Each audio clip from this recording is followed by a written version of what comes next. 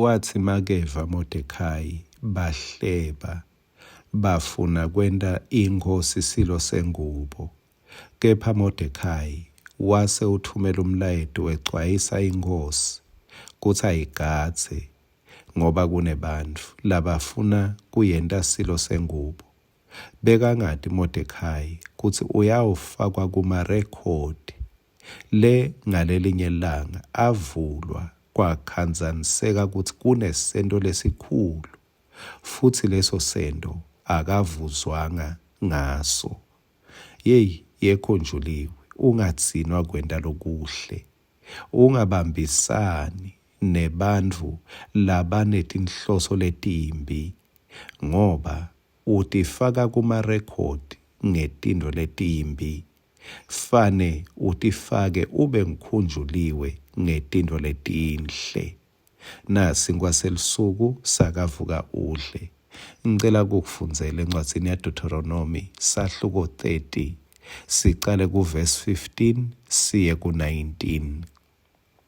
Bukani lamuhla ngibeke embi kwenu kuphila nentfutfuko, kufa nekubhubha.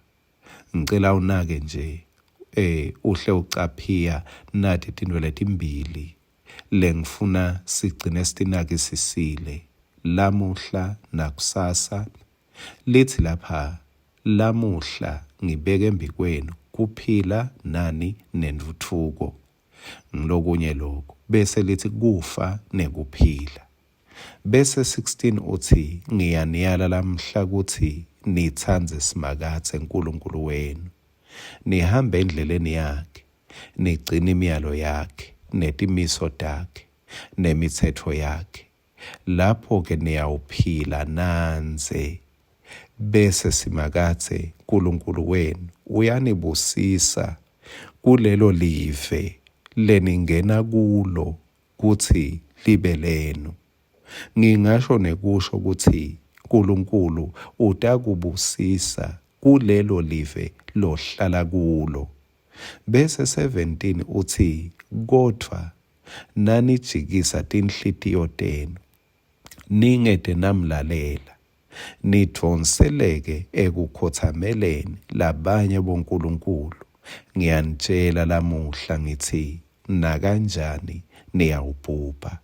Aniye kuphila sikhatsi lesidze kulelo live lenewela iJordani ningena kulo kuthi nilihle. Bese lo 19 uthi lamuhla ngibita lizulu nemhlaba kuthi kube ngufakazi kini kuthi ngibeke embi kwenu kufa nekuphila, tibusiso neticalekiso. Ngako khetsani kuphila kuze niphile nine kanye nebantfwa benu. Kwaphila wena sewuthelele leyo mphilo nebantfwa bakho, kumbe kulokunye nebatali bakho. Indzaba yekukhetsa iletha bofakazi. uNkulunkulu uyakubuka lamhla kuthi ukhetsani netingilosi takhe kugadze nje ukuthi ukhetsani. Sathane nemadimoni uyabuka kukhetsa kwakho lamuhla. Kukhetsa kwakho kutawukwenta either ulandzelwe lizulu noma ulandzelwe nguSathane nemadimoni akhe. Angithi-ke sephetho sakho ngingakutshela ukuthi utakwephethe laphi uma ngingabona ukuthi ukhetheni. Mangabe ukhetha kuncishana utawugcina uluphuya, mangabe ukhetha kuphana utawugcina unjingile. Lokukhetha lamuhla kukhuluma kakhulu ngekuthi utawugcine laphi nekuthi utawulandzelwa yini. Mangabe utawulandzelwa ngulokuhle nemusa, khetha kuphila. Akusiko lokuthandazelako lotawephetsela kuko, kepha ngilokukhethako emva kwemthandazo. Akusiko lotawuphetsela kuko ngentshumayelo lebenemandla, kepha ngulokukhethako emva kwekuva leyo nshumayelo. khetha lamuhla lokho lokuta kunika sephetho lesihle. Amen.